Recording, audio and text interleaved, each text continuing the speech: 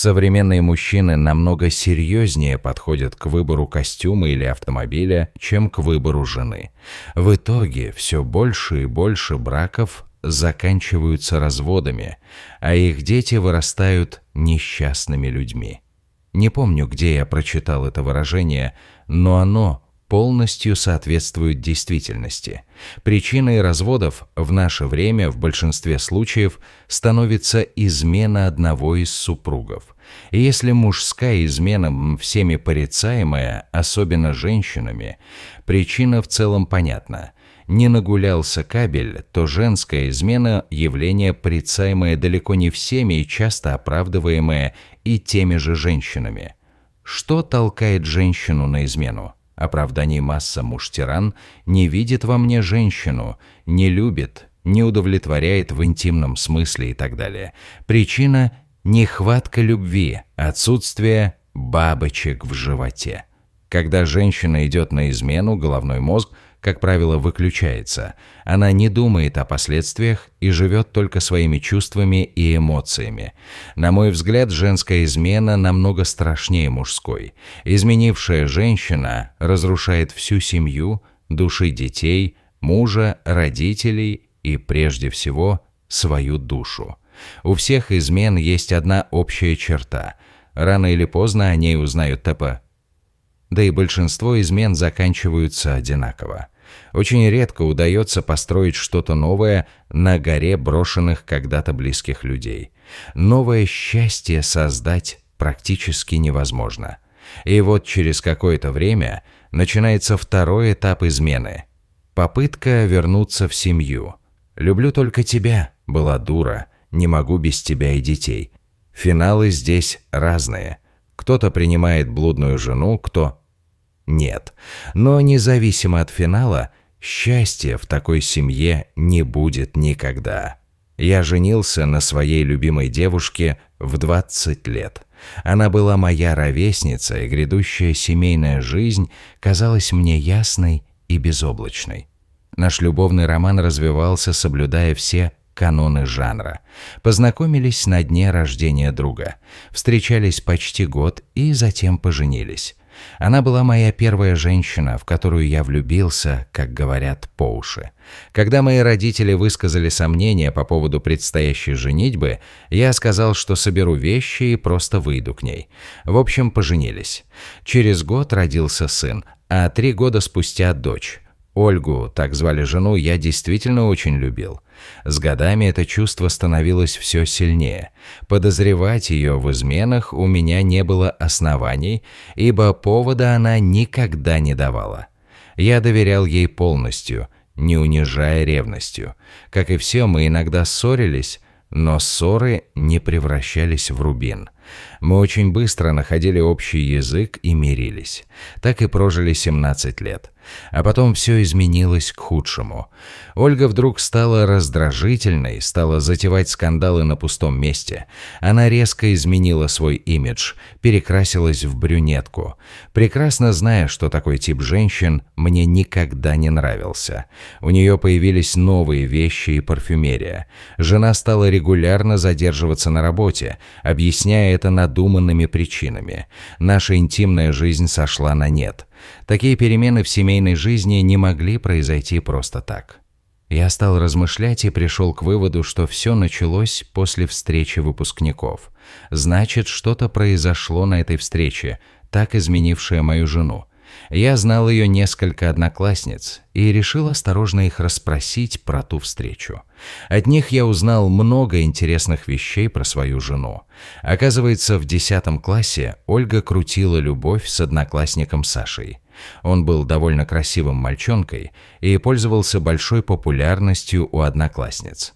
После школы жизнь развела их. Он уехал в другой город учиться, там женился на дочери директора завода, родил ребенка.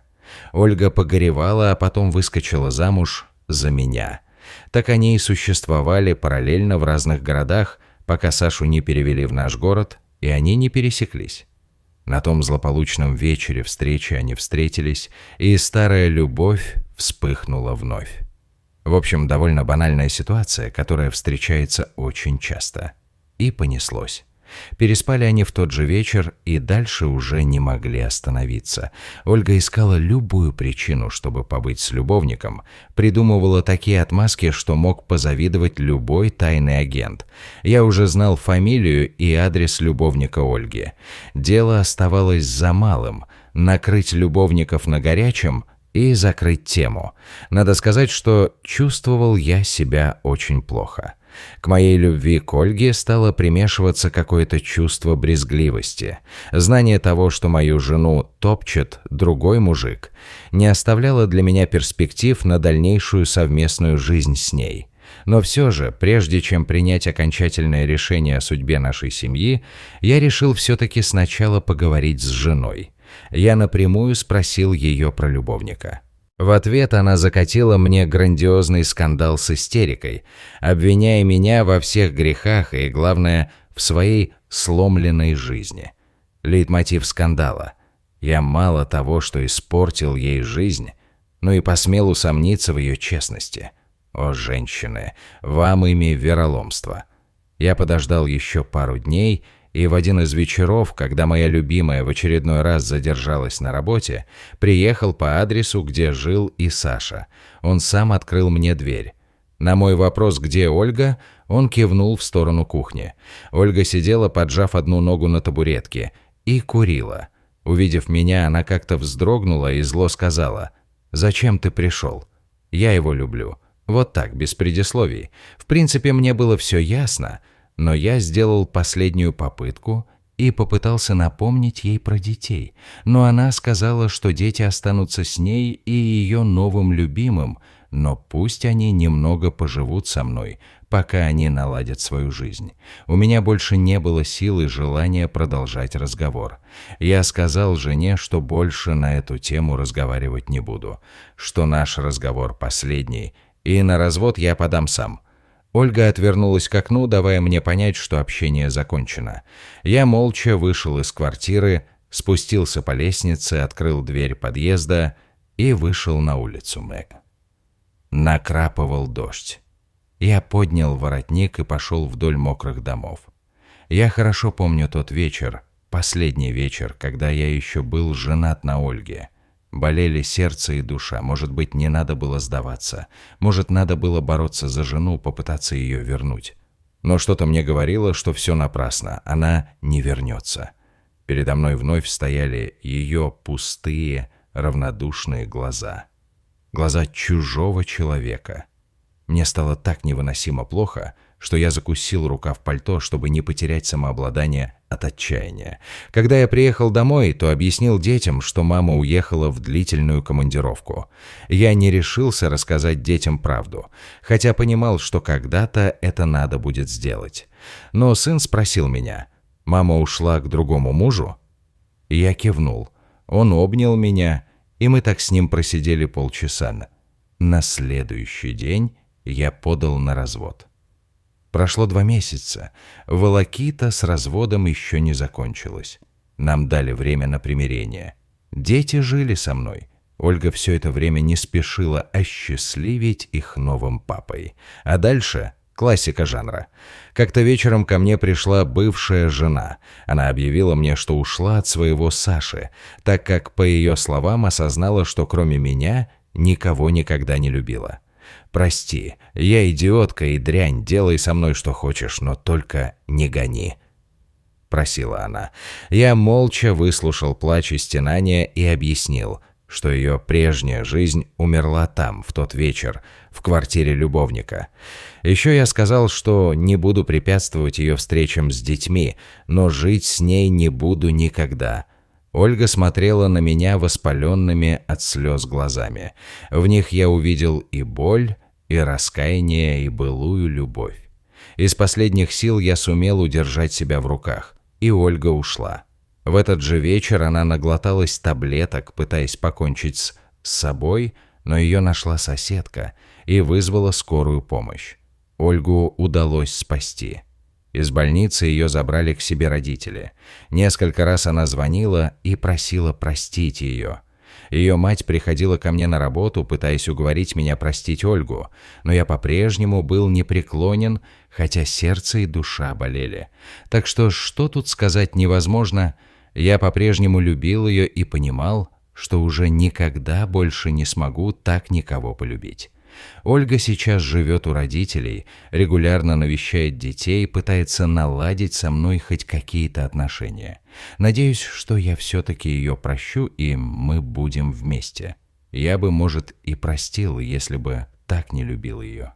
Прошло еще несколько лет. Развод был оформлен, дети подросли, и жизнь понемногу вошла в новую колею. Но рана не зажила полностью. Время учит относиться к событиям иначе. Остывают эмоции, на смену им приходят воспоминания и анализ. Я начал посещать психолога. Сначала из любопытства, потом уже за тем, чтобы не утонуть в обидах и не перекормить ими своих детей. Разговоры с профессионалом помогли мне увидеть несколько вещей, которые прежде я просто не хотел замечать. Во-первых, измена – это не только проявление индивидуальной слабости. Это сигнал о системной проблеме в паре. Мы с Ольгой перестали разговаривать по-настоящему за несколько лет до ее измены. Рутины, бытовые заботы, недосказанности и необъясненные обиды создавали между нами щель, которую смог заполнить кто-то третий. Саша пришел не только как старый знакомый, но и как предмет романтики и внимания, которого ей, по ее словам, недоставало. Во-вторых, дети – главные пострадавшие в подобных историях. Они впитывают не только факты, но и атмосферу предательства, стыда и потери доверия. Мне повезло, сын и дочь оказались стойкими детьми. Они знали, что папа всегда рядом. Но я видел, как в их поведении появлялась настороженность к близким отношениям, страх предательства, который мог войти в их будущую взрослую жизнь. Я и сам вел дневник, сначала скрытно, потом уже ради порядка мыслей. Записи помогали не только изливать боль, но и фиксировать маленькие победы. Как я научился готовить суп, как вместе с детьми мы съездили на дачу и смеялись до боли в животе, как сын впервые починил велосипед. Эти детали собрали новую картину, не картину трагедии, а картину восстановления. Но вместе с восстановлением пришли и новые, незапланированные открытия. Я познакомился с друзьями, которые проходили через похожие испытания. Мы обменивались опытом и поддерживали друг друга. Некоторые рассказывали о том, как удалось простить и вернуть доверие. Другие как перестроить жизнь рядом, но отдельно. Ольга тоже изменилась. Я видел ее на детских утренниках, замечал, как она старается стать внимательнее к детям, как она волонтерит в школе. Но время показало, что ее покаяние было сложным и неоднозначным. Были и попытки начать все заново с бывшими партнерами, и периоды вновь вспыхивающей близости с другими людьми. Это научило меня, что прощение не обязательно возрождение прежних отношений. Прощение может означать отпускание с намерением защищать себя и детей, а не возвращать прежнюю идею брака. Я часто ловил себя на мысли об общественных стереотипах. Почему мужская измена воспринимается однозначно плохо, а женскую порой пытаются объяснить и дословно оправдать? С одной стороны, общество меняется, и люди все чаще стараются понять мотивы. С другой, боль остается той же, независимо от пола изменщика. Для ребенка предательство матери и предательство отца – одно и то же разрушение опоры. И мне хотелось, чтобы больше говорили о том, как строить уважение и честность в паре, как вовремя замечать тревожные сигналы и не допускать, чтобы мелкие трещины стали провалом. Через годы я научился разбирать свои собственные страхи и требования к мужчинам и женщинам. Я понял, что не стоит ожидать от другого человека совершенного соответствия образу фантазии. Но также понял, что нельзя закрывать глаза на очевидные вещи, игнорировать проблемы, молчать и ждать, что все как-то само наладится. Деньги, автомобиль, костюм – все это детали. Самое главное – эмоциональная доступность, внимание, поддержка и умение говорить о сложном. Иногда я думаю о том, как бы повелся, будь я моложе и менее истощен переживаниями. Может быть, я бы боролся активнее, ходил на семейную терапию вместе с Ольгой, просил у нее честности, и, возможно, это помогло бы сохранить семью. Но у жизни есть свои правила. Шрамы нельзя стереть. Можно лишь научиться жить с ними и делать выводы. Сегодня мои дети взрослеют и сами строят свои отношения. Я стараюсь быть честным с ними, рассказывать о своем опыте без осуждения и не навязывать своей боли. Главное, чему я хочу их научить – ценить доверие как редкий дар, не смиряться с обманом, уметь прощать, но не растворяться в прощении, и, наконец, быть внимательными к чувствам друг друга. Если оглянуться назад, то я не жалею лишь об одном – что позволил обстоятельствам диктовать правила, вместо того, чтобы самим их обсуждать и менять.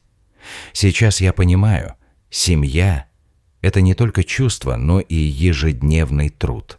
Тот, кто думает, что любовь сама по себе все выдержит, рискует однажды проснуться от грома разбитых иллюзий. Я все еще люблю Ольгу. Не так, как в начале, возможно, иначе, но это чувство осталось. И, может быть, однажды мы найдем тот формат общения и заботы, который позволит нам быть рядом не как зависимые друг от друга люди, а как взрослые, честные и добрые друзья, сохраняющие тепло ради детей и ради самих себя. А пока я строю новую жизнь, стараясь, чтобы мои дети выросли людьми, которые, выбирая партнера, думали не только о красивом костюме и мощном автомобиле, но прежде всего о том, кто этот человек внутри и готов ли он бережно хранить доверие другого. И в заключение, измена – это всегда катастрофа для тех, кто остается. Но она может стать точкой роста, если люди готовы смотреть правде в глаза, учиться и не передавать старые ошибки дальше следующему поколению.